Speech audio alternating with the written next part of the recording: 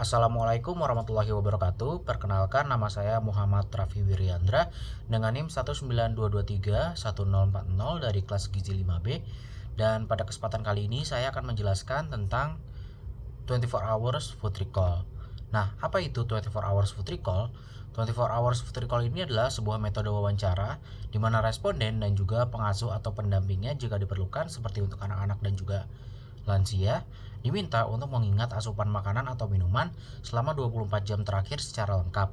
Nah, biasanya wawancara ini dilakukan secara langsung ataupun dapat berupa berbasis web.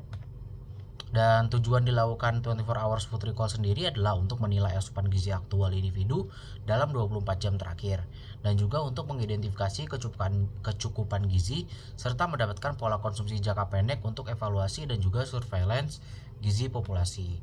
Dan untuk prosedur pelaksanaannya sendiri, apabila kita ingin mengidentifikasi pola asupan gizi untuk individu, tidak dapat dilakukan hanya sekali saja, karena apabila hanya sekali itu tidak dapat menggambarkan pola asupan gizi ia sehari-hari. Akan tetapi apabila ingin mendapatkan pola asupan gizi populasi, itu dapat dilakukan hanya sekali dengan individu yang berbeda-beda.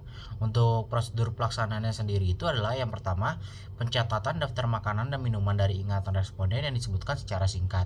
Dan yang kedua, meminta responden mengingat-ingat lagi makanan dan minuman yang dikonsumsi agar tidak ada yang terlupa. Yang ketiga, meminta responden untuk menyebutkan jam dan waktu makan dan minum di hari 24 jam terakhir. Dan nomor 4, menanyakan detail makanan dan minuman yang dikonsumsi di hari kemarin atau 24 jam terakhir kepada responden. Yang kelima, memeriksa kembali dan juga mengonfirmasi kembali makanan dan minuman yang sudah dicatat kepada responden. Nah, kapan sih 24 hours food recall ini digunakan? 24 hours food recall ini sangat cocok digunakan sebagai alat penilaian sebelum intervensi nutrisi, dan juga dapat digunakan dalam pemantauan pola makan jangka pendek untuk berbagai kelompok usia, terutama dewasa dan juga remaja. Metode ini juga sangat berguna untuk penelitian, survei konsumsi pangan, epidemiologi, dan juga validasi metode penilaian gizi lain. Dan untuk sasarannya sendiri, metode 24 hours food recall ini sangat cocok untuk wanita hamil dan juga khususnya untuk remaja dan juga dewasa. Untuk anak-anak dan lansia itu menemukan pendamping karena tergantung kepada pengetahuan dan juga daya ingat yang dimilikinya. Dan untuk kelebihan dari 24 hours food recall sendiri itu adalah tidak terbatas pada spesifikasi makanan. Yang kedua, beban responden itu relatif lebih rendah. Dan yang ketiga itu adalah wawancara dapat dilakukan secara cepat dan juga praktis. Nah, 24 hours food recall ini juga peka terhadap perbedaan etnis, detail jenis makanan dan juga porsi, dan juga dapat dilakukan berbasis web apabila diperlukan. Dan untuk kekurangannya sendiri adalah 24 hours food recall ini bergantung pada daya ingat responden, sehingga apabila responden itu lupa maka akan terjadi bias. Dan yang kedua itu adalah resiko bias pelaporan under atau over reporting seperti yang sebelumnya saya sebutkan. Dan yang ketiga adalah beban pewawancara itu besar karena untuk melaksanakan 24 hours food recall ini pewawancara cenderung dituntut untuk lebih berpengalaman. Yang keempat, waktu pengulangan dan juga pengolahan data itu lama. Seperti yang sudah saya mention sebelumnya bahwa 24 hours food recall ini tidak dapat dilakukan sekali, sehingga untuk proses pelaksanaannya itu cenderung sedikit lebih lama.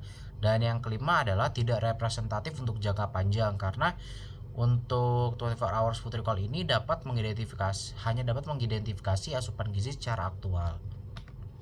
Dan untuk pengolahan datanya sendiri, data yang sudah diperoleh nantinya dapat diolah salah satunya menggunakan Nutri-Survey. Dan nantinya dalam Nutri-Survey akan diolah dan dapat menghasilkan rata-rata asupan atau distribusi populasi sebagai hasil yang dapat disajikan dan juga diinterpretasikan. Untuk validitas dan juga reliabilitas dari 24 hour food recall ini itu cukup valid untuk digunakan sebagai metode pengecekan asupan gizi aktual. Akan tetapi variabilitas pada metode ini juga sangat tinggi perharinya, sehingga perlu pengulangan beberapa kali untuk mendapatkan hasil yang reliable. Dan untuk potensi bias dan juga solusinya, yang pertama itu ada responden lupa dengan apa yang dikonsumsi, sehingga solusinya adalah dapat menggunakan multiple pass method atau pengulangan recall secara beberapa hari. Dan yang kedua itu adalah estimasi porsi salah. Nah, seringkali responden itu tidak mengetahui porsi makan atau gramasi makanan yang ia konsumsi, sehingga solusinya adalah penggunaan alat bantu visual seperti foto buku makanan untuk membantu. Dan yang ketiga itu adalah gabungan dari bias nomor 1 dan 2, yang dimana responden lupa sehingga pengestimasian porsi itu salah. Maka dari itu, apabila ditemukan bahwa data yang diolah itu cukup aneh atau tidak normal, maka penggalian informasi mendalam dan melakukan pengulangan wawancara harus dilakukan. Berikut adalah referensi yang saya gunakan. Untuk referensi utamanya adalah dari Gibson dari buku Principles of Nutritional Assessment, dan untuk jurnal pendukungnya itu ada The Adaptation, Implementation, and Performance Evaluation of Intake 24, Digital 24 Hours Dietary Recall Tool for South Asian Population, the South Asia Biobank, dan juga ada jurnal Dietary Intake Assessment Using a Novel Generic Meal Based Recall and a 24 Hours Recall Comparison Study. Mungkin cukup sekian yang dapat saya sampaikan, kurang lebih mohon maaf. Wassalamualaikum warahmatullahi wabarakatuh.